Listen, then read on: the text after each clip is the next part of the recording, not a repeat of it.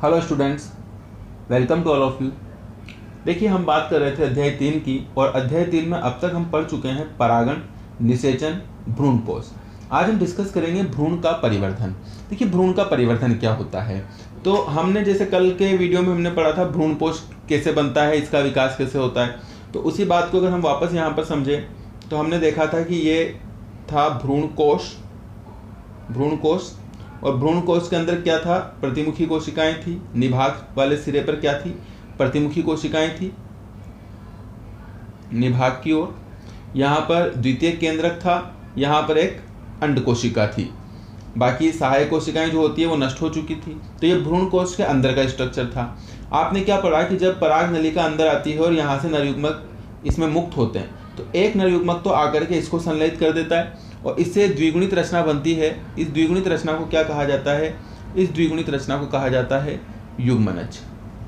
ये हम पढ़ चुके थे निषेचन में। इसी प्रकार यहाँ पर भी एक जो दूसरा नरयुग्मक है वो इस द्वितीय केंद्रक को फर्टिलाइज कर देता है और यहाँ पर एक त्रिगुणित रचना बन जाती है। इस त्रिगुणित रचना को हमने क्या कहा था, इस त्रिगुणित रचना को हमने कहा था प्राथमिक भ्रूणपोष केंद्रक। और स्टूडेंट, कल हमने बात करी थी कि किस प्रकार ये प्राथमिक भ्रूणपोष केंद्रक आगे विभाजन करता है और विभाजन करके किसका निर्माण कर लेता है, भ्रूणपोष का निर्माण कर लेता है। तो यहाँ ये भ्रूणपोष कैसे बनता है इस पर तो हम कल डिस्कस कर चुके हैं, कल की क्लास में डिस्कस कर चुके हैं। अब यहाँ जो दूसरी स्ट्रक्चर की बात करते हैं, जो युग्मनज बना है, द्विगुणित युग्मनज जो बना है, तो अब इस द्विगुणित युग्मनज में भी क्या होगा, इसी के समान क्या होंगे, यहाँ पर भी विभाजन होंगे। समसूत्री विभाजन ही होंगे, ये ध्यान रखना। कौन से विभाजन होंगे, समसूत्री।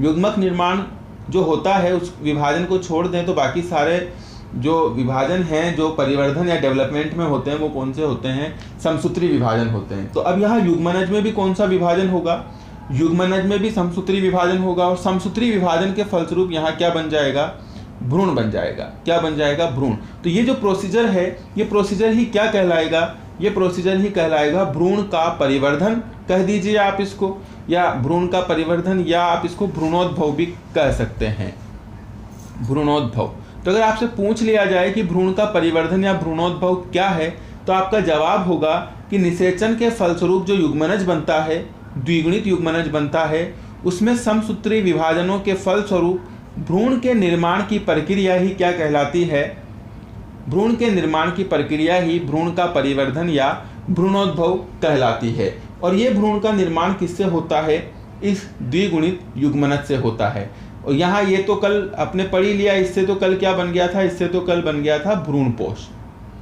अब इस पर बात कर रहे हैं कि इससे क्या बनेगा, तो इससे बनेगा, युग्मनज से बनेगा भ्रूण, है ना। और जब दोनों बन जाएंगे तो ये जो भ्रूणपोष बनेगा यही इस भ्रूण को क्या करेगा, पोषण प्रदान करेगा। तो बात करते हैं इस युग्मनज से भ्रूण कैसे बनता है, आज हमारा यही टॉपिक रहेगा।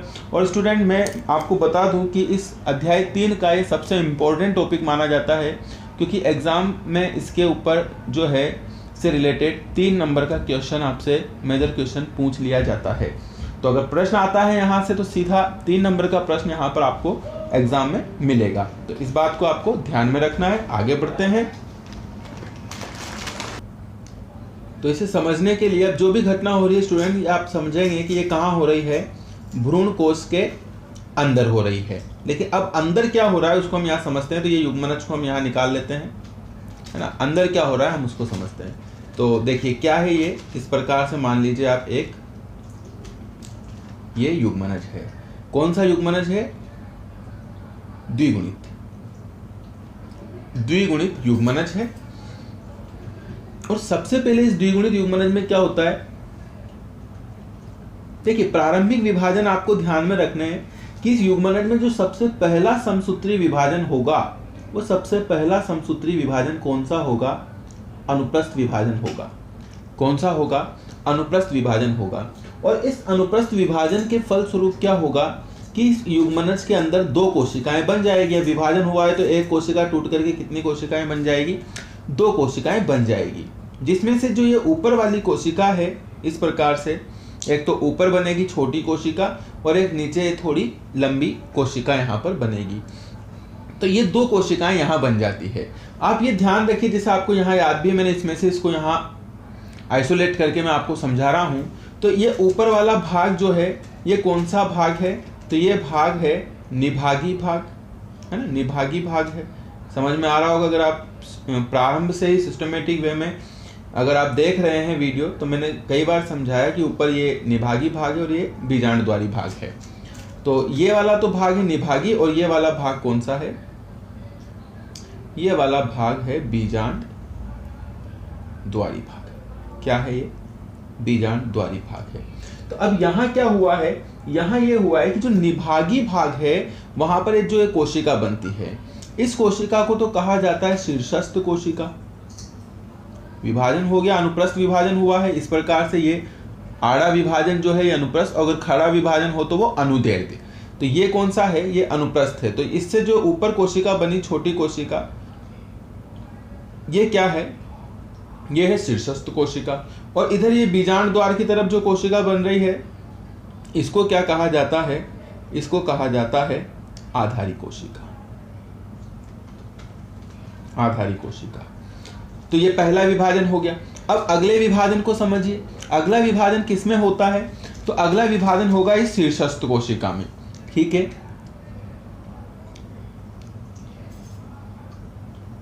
तो देखिए शीर्षस्थ कोशिका में जो अब यहाँ विभाजन होगा, हम केवल शीर्षस्थ कोशिका को समझ रहे हैं। विभाजन आधारी कोशिका में भी होंगे, लेकिन हम पहले शीर्षस्थ कोशिका को फोकस करते हैं कि शीर्षस्थ कोशिका में अगला विभाजन किस प्रकार का होता है।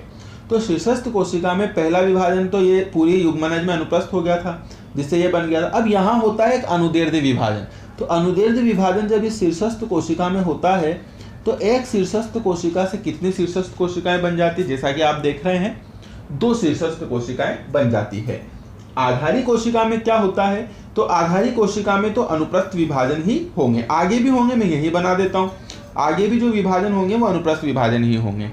लेकिन शीर्षस्थ कोशिका में जो विभाजन होगा वो कौन सा होगा, अनुदैर्ध्य विभाजन, जिसके फलस्वरूप जो ये शीर्षस्थ कोशिका है यहाँ कितनी कोशिकीय रचना में बदल जाती है, तो मैं कहूँगा कि ये कोशिकीय कितनी कोशिकीय रचना हो गई, 2 कोशिकीय रचना हो गई, 2 कोशिकीय रचना। देखिए वास्तविक जो भ्रूण बनेगा वो इस शीर्षस्थ कोशिका से ही बनेगा, इसलिए हमें इस पर फोकस करना है। मैंने आपको बता दिया कि आधारी कोशिका में भी विभाजन होंगे, लेकिन जितने भी विभाजन आगे होंगे वो सारे विभाजन कैसे होंगे, अनुप्रस्थ विभाजन ही इसमें आगे साथ के साथ, आधारी कोशिका में अनुदैर्ध्य और इसमें हमेशा विभाजन अनुप्रस्थ विभाजन होते चलेंगे।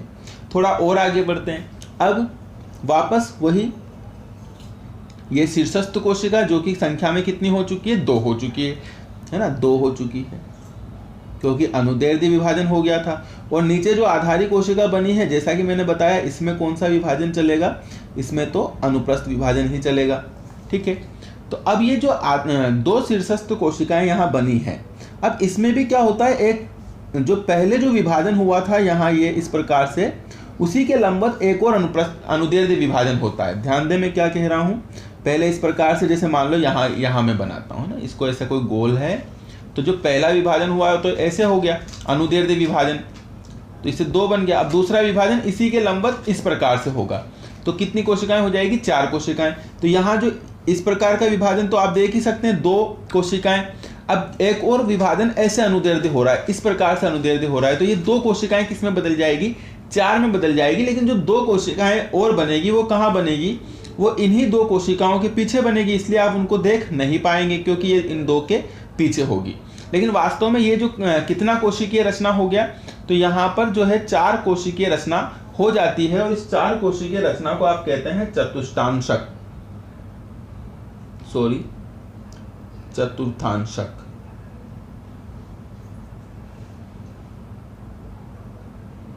गलत लिखा गया, चतुर्थांशक है ना, थोड़ा समझ लेना। तो ये 4 कोशिकीय रचना हो जाती है, जिसको चतुर्थांशक कहते हैं, या आप ये भी कह सकते हैं 4 कोशिकीय रचना में बदल जाती है। कौन, शीर्षस्थ कोशिका। 4 कोशिकीय रचना में इधर ये अनुप्रस्थ विभाजन से एक लंबा स्ट्रक्चर बन जाता है आधारी कोशिका में, तो ये एक आधार का काम करता है, और इस संरचना को कहा जाता है निलंबक। क्या कहा जाता है, निलंबक इसको कहा जाता है। ये एज इट इज लास्ट तक ऐसे ही चलता है। आगे बढ़ते हैं। अब चतुर्थांशक में क्या होगा, तो एक बार फिर अनुप्रस्थ विभाजन होगा। देखिए क्या हुआ है, विभाजनों को विशेष ध्यान रखना है। सबसे पहले युग्मनज में हुआ अनुप्रस्थ विभाजन, 2 कोशिकाएं बन गई, शीर्षस्थ आधारी। आधारी में आगे जितने भी विभाजन होंगे सारे अनुप्रस्थ होंगे, जिससे इस प्रकार का एक लंबा आधार बन जाएगा जिसको निलंबक कहा जाएगा। लेकिन जो शीर्षस्थ कोशिका है उसमें अगला विभाजन कैसा होगा, तो अनुदैर्ध्य होगा, जिससे ये शीर्षस्थ कोशिका पहले 2 कोशिकीय रचना में बदलेगी। फिर इसमें क्या होगा, इसी के लंबवत एक बार फिर अनुदैर्ध्य विभाजन होगा, यानी फिर कौन सा विभाजन, अनुदैर्ध्य विभाजन। तो कितने कोशिकीय रचना बन गई, 4 कोशिकीय रचना बन गई। अब इसमें वापस इस प्रकार से कट लगेगा, है ना, कट लगने से मतलब है इस प्रकार से विभाजन हो जाएगा। तो 4 तो पहले ही थी, अब 4 में एक बार फिर अनुप्रस्थ विभाजन हो गया, तो कितनी कोशिकीय रचना बन गई, तो आप कहेंगे कि 8 कोशिकीय रचना बन गई। कैसे बन गई, ये नीचे तो निलंबक है जो किससे बना, आधारी कोशिका से बना। ऊपर ऑलरेडी कितनी कोशिकाएं बन चुकी थी, 4 कोशिकाएं बन चुकी थी, और 4 में एक अनुप्रस्थ विभाजन फिर हो गया, तो कितनी कोशिकीय रचनाएं बन गई, 8 कोशिकीय रचना यहां बन जाती है। इस प्रकार से ये 4 कोशिकीय रचना, और चूंकि इन प्रत्येक के पीछे एक एक कोशिका और है ना, क्योंकि अनुदैर्ध्य विभाजन में एक कोशिका पीछे चली गई थी, तो प्रत्येक के पीछे एक एक कोशिका और है। तो वास्तव में कितनी कोशिकीय रचना है, वास्तव में ये 8 कोशिकीय रचना है। कितनी कोशिकीय है, 8 कोशिकीय। इसीलिए इसको क्या कह दिया जाता है, इसको कह दिया जाता है अष्टांशक। तो ये एक अष्टांशक का निर्माण हो जाता है। नीचे क्या है, तो नीचे ये निलंबक है, निलंबक है, ये अनुप्रस्थ विभाजन करके लंबा होता जाता है। तो आप इसको समझ लें, बार बार बनाने की मुझे जरूरत नहीं है। अब आगे बढ़ते हैं, तो ये अष्टांशक अब क्या करता है, तो देखिए यहां तक तो लिमिटेड थे विभाजन। आधारिक शीर्षस्थ कोशिका की अगर बात करें तो सबसे पहले अनुदैर्ध्य विभाजन हुआ, फिर एक और अनुदैर्ध्य विभाजन हुआ, फिर वापस अनुप्रस्थ विभाजन हुआ, जिससे क्या हुआ, पहले एक शीर्षस्थ कोशिका 2 कोशिकीय रचना में बदली, फिर 2 कोशिकीय रचना एक अनुदैर्ध्य विभाजन और हुआ तो 4 कोशिकीय रचना में बदली, और फिर इसमें एक और अनुप्रस्थ विभाजन हो गया, तो 4 की कितनी हो गई, 8 हो गई, अष्टांशक में बदल गई। अब यहां से जो विभाजन होते हैं वो अनियमित हो जाते हैं। तो अष्टांशक में, यानी जो ऊपरी अष्टांशक है, इसमें अब आगे जो विभाजन होंगे वो अनियमित हो जाते हैं, अनुप्रस्थ भी होते हैं और अनुदैर्ध्य भी होते हैं, जिनकी कोई संख्या फिक्स नहीं होती है। और इस प्रकार से जो यहाँ अगली रचना बन जाती है, यहाँ से यहाँ आते हैं, तो अगली रचना जो यहाँ बन जाती है, तो इस प्रकार से गोलाकार रचना का यहाँ निर्माण होता है। गोलाकार, और अंदर कई कोशिकीय रचना यहाँ पर बन जाती है, कई कोशिकीय रचना यहाँ पर बन जाती है। आप ऐसे समझ सकते हैं, गोलाकार भ्रूण का निर्माण हो जाएगा।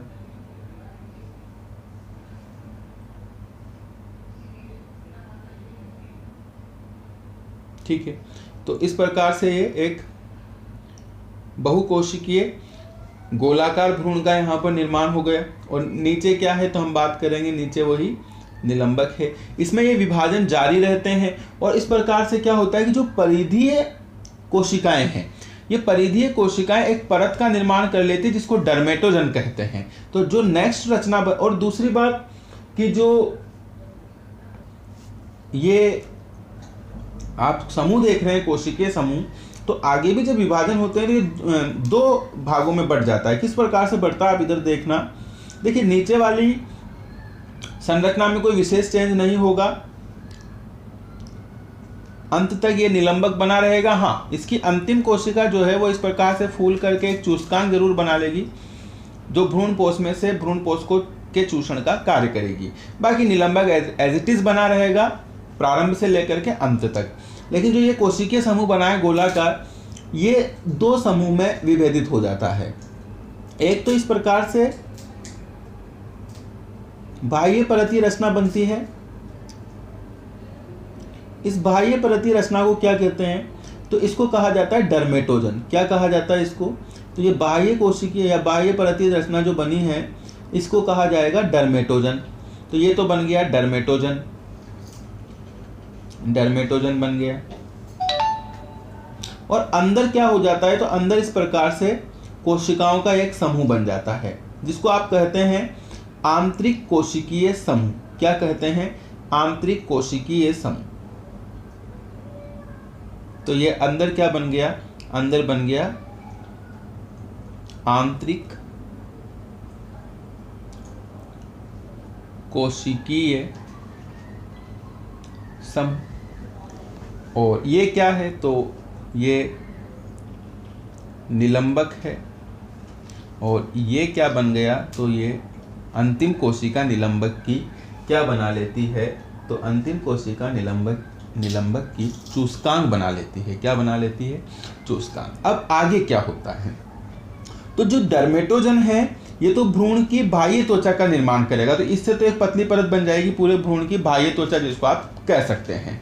और आंतरिक कोशिकीय समूह में क्या होता है, तो आंतरिक कोशिकीय समूह में विभाजन जारी रहते हैं। अब ये पहले तो गोलाकार हुआ जैसा कि आप देख रहे हैं, अब आगे भी इसमें विभाजन जारी रहेंगे और गोलाकार से एक शेप ले लेता है, ये हो जाता है हृदयाकार। किस प्रकार का हो जाता है, हृदयाकार। तो देखिए डायग्राम कैसे बनेगा, डायग्राम कुछ इस प्रकार से बनेगा। ये बाह्य त्वचा बन गई, भ्रूण की बाह्य त्वचा इस प्रकार से,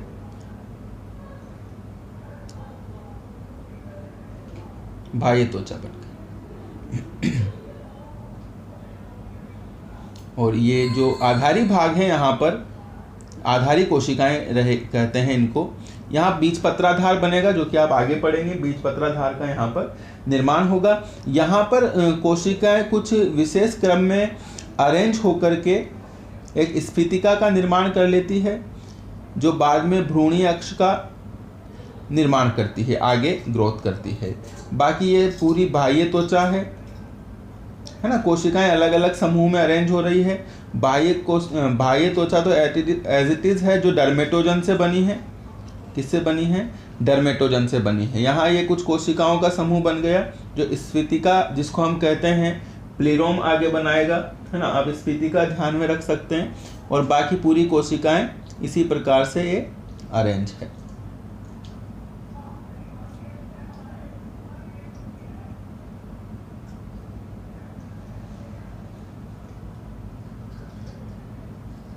तो स्टूडेंट ये जो रचना बनी है, तो इसको आप कह सकते हैं हृदयाकार भ्रूण का निर्माण हो गया।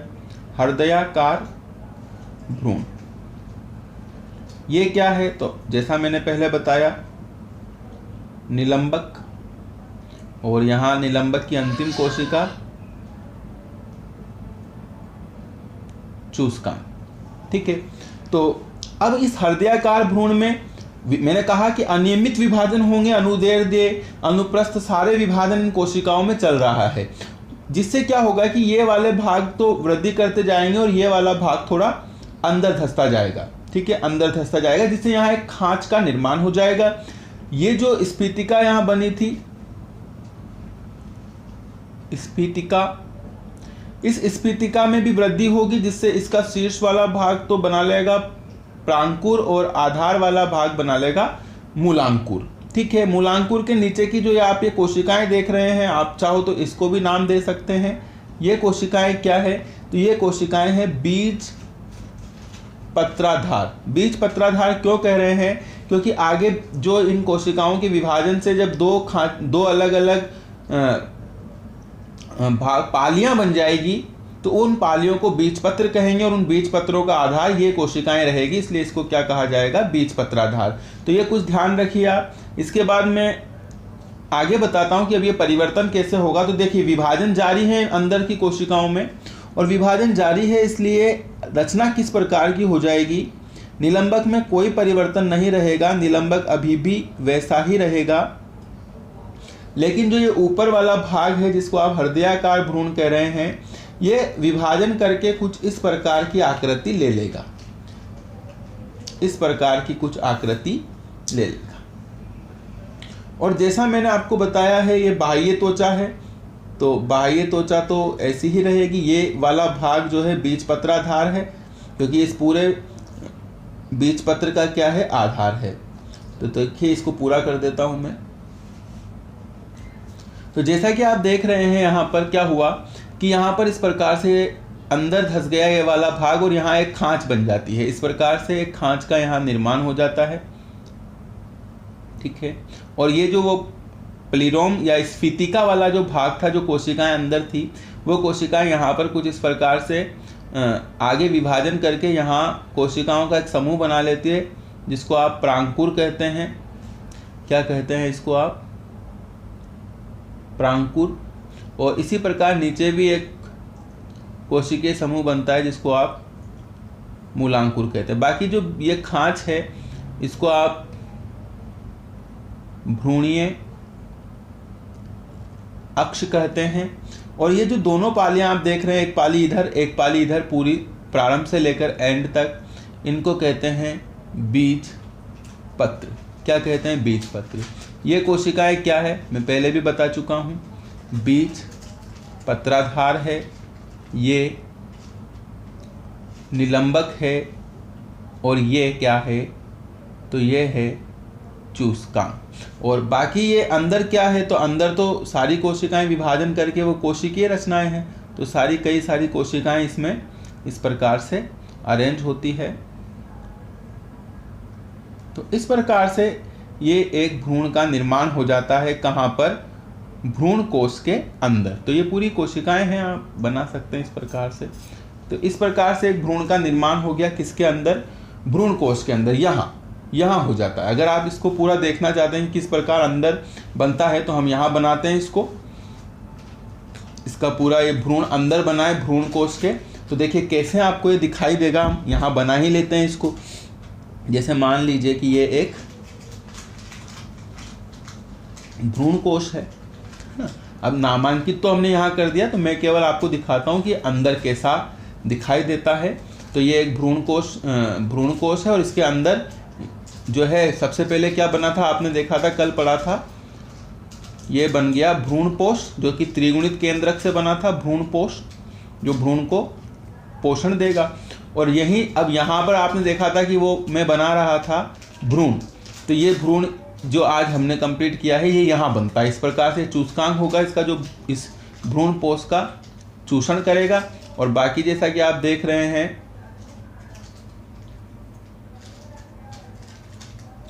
कुछ इस प्रकार की रचना जो हमने बनाई है। अब थोड़ा सा इसको झुकाव रहता है, लेकिन अब बन गया। तो आप समझ जाइए कि ये क्या है। ये अंदर बना है भ्रूण। क्या बना है? ये अंदर ये बना है भ्रूण, जिसमें यहाँ ये भ्रूणीय अक्ष है, प्रांकुर मूलांकुर है। ठीक है।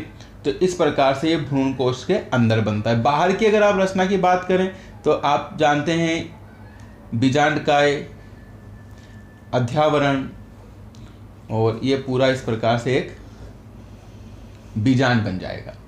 तो इसके अंदर ये भ्रूण बनता है। अब देखिए थोड़ी बात और आगे की कर लेते हैं। हालांकि जो हमारा आज का टॉपिक था भ्रूण का परिवर्धन कैसे होता है, इसका पूरा मैंने फेयर डायग्राम आपको नोट्स में प्रोवाइड करा दिया है। लेकिन है ना, नोट्स में मैंने आपको इसका पूरा एक फेयर डायग्राम ऑलरेडी प्रोवाइड करा दिया है। प्रोसीजर कैसे होता है इसको हमने समझा है कि किस प्रकार से भ्रूण का परिवर्धन में सबसे पहले युग्मनज में विभाजन होता है, अनुप्रस्थ, शीर्षस्थ, आधारी कोशिका बनती है, और फिर आगे इस प्रकार से क्रम से विभाजन होते चलते हैं, और फाइनली ऐसे एक भ्रूण का निर्माण हो जाता है। और जो कहाँ होता है? भ्रूण कोश के भीतर होता है। भ्रूण कोश कहाँ होता है? तो ये बीजांड का सबसे आंतरिक भाग है। तो इस प्रकार से ये पूरा आप देख सकते हैं बीजांड है। अब जब भ्रूण अंदर बन जाता है तो उस स्थिति में क्या होता है? उस स्थिति में पूरा का पूरा बीजांड क्या हो जाता है? परिपक्व हो जाता है। क्या हो जाता है? ये परिपक्व। जिससे क्या होता है कि ये अध्यावरण जो है इस भ्रूण के ऊपर, जो ये अध्यावरण है, ये अध्यावरण भी परिपक्व होकर के इस भ्रूण का एक आवरण बना लेते हैं। क्या बना लेते हैं? एक आवरण बना लेते हैं। किस प्रकार से? मैं एक रफली आपको बताऊं कि जैसे मान लीजिए अंदर ये भ्रूण बना है, ये भ्रूण कोश है, और ये अध्यावरणों ने क्या कर लिया? इसके चारों ओर एक आवरण बना लिया। तो ये परिपक्व अवस्था होती है। और इस प्रकार से ये जो रचना बनती है, इस रचना को क्या कहा जाता है? बीज कहा जाता है। तो ये बीज होता है, और बीज के अंदर ये क्या होता है? भ्रूण होता है। जिसमें क्या है? जिसमें आप देख रहे हैं ना, अब इस भ्रूण में अध्यावरणों ने बीज चोल बना लिया। ये आप जो देख रहे हैं, ये एक पहला बीज चोल, इसके ऊपर ये दूसरा अध्यावरण ने क्या बना लिया? दूसरा बीज चोल बना लिया। और ये अध्यावरण किसके भाग थे? बीजांड के भाग थे। तो बीजांड क्या हुआ? बीजांड हुआ परिपक्व, और बीजांड ने परिपक्व होकर क्या बना लिया? बीज बना लिया। अब ऐसी रचना आपको नहीं दिखेगी। अब केवल ऐसी रचना आपको दिखेगी। तो ये बन गया बीज। अब बीज में जैसा बीज में अंदर ये भ्रूण है, भ्रूण का स्ट्रक्चर कैसा है, ऐसा है। तो यहाँ जो प्रांकुर है उससे तो एक नवोद्भिद का विकास होगा, ऐसे प्रांकुर विकसित होकर के ऐसे वायवीय भाग बनाएगा, और जो मूलांकुर है उससे आगे जड़ों का विकास होगा इस बीज से। यहाँ ये प्रांकुर ऊपर होगा तो यहाँ से तो इस प्रकार से एक वायवीय भाग निकलेगा, और जो मूलांकुर है जब जमीन में अंकुरित होगा तो यहाँ से इस प्रकार से जड़ें निकलेगी और एक नया पादप का निर्माण होगा। चलिए कल बीज के निर्माण पर बात करेंगे। आज के लिए इतना पर्याप्त है कि भ्रूण का निर्माण या भ्रूण का परिवर्धन कैसे करते हैं या कैसे होता है। उम्मीद करता हूँ अच्छे से आपको ये समझ में आ गया होगा। कोई डाउट है तो ज़रूर पूछिएगा। आज के लिए इतना पर्याप्त है। नमस्कार, धन्यवाद।